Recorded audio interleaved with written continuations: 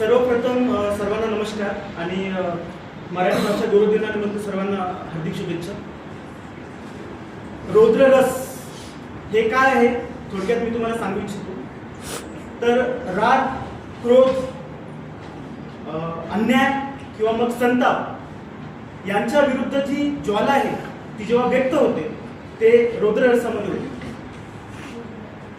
काही लेखक आहेत जसे कुसुमाग्रज, त्यानंतर प्रल्हाद केशवात्रे,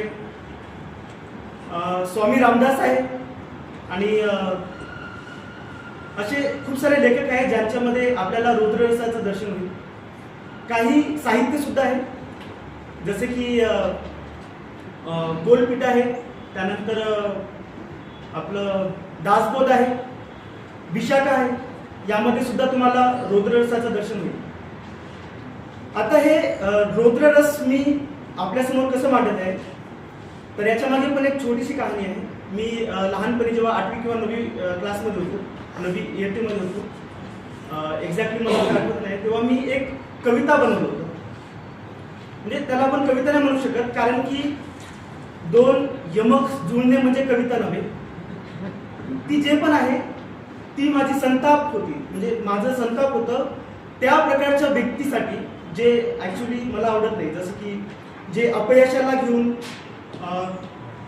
खुश राहू शकतात आपल्या लाईफमध्ये, जे लाचारीने जगू शकतात। तर कविता अशी आहे, मी त्यांना या कवितेद्वारे आवाहन करतोय, त्यांना प्रोत्साहन करतोय। काही लोक असे विचार करतात, काही लोक असे विचार करतात की हे मला होणार नाही आणि सोडून देतात।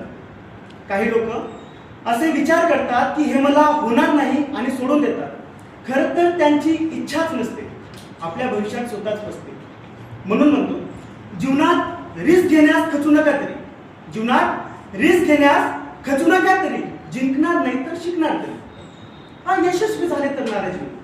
अरे वेड्या, बिना संघर्षाचा कोणी महान होत नाही, कारण दगडाला जोपर्यंत घाव देत नाही तोपर्यंत तो सुद्धा भगवान होत नाही। व जिंकले तरी घमंड करू नका, व जिंकले तरी घमंड करू नका। घमंड केलंच तर जाणार मातीतच, नाहीतर एखाद्याला राग आला ना तर देईल तुमच्या पाठीतच। शेवटी म्हणतो, पाहिजे अशी इच्छा न ठेवता पाहिजे म्हणजे पाहिजेच अशी सदिच्छा ठेवावी किंवा अशी दृढ इच्छा ठेवावी, तेव्हाच माणूस ध्येय गाठणार। म्हणजे अशा वेड्या विचारानेच माणूस ध्येय गाठणार, नाहीतर इकडे तिकडे भिकच मागणार। तर चला भेटूया।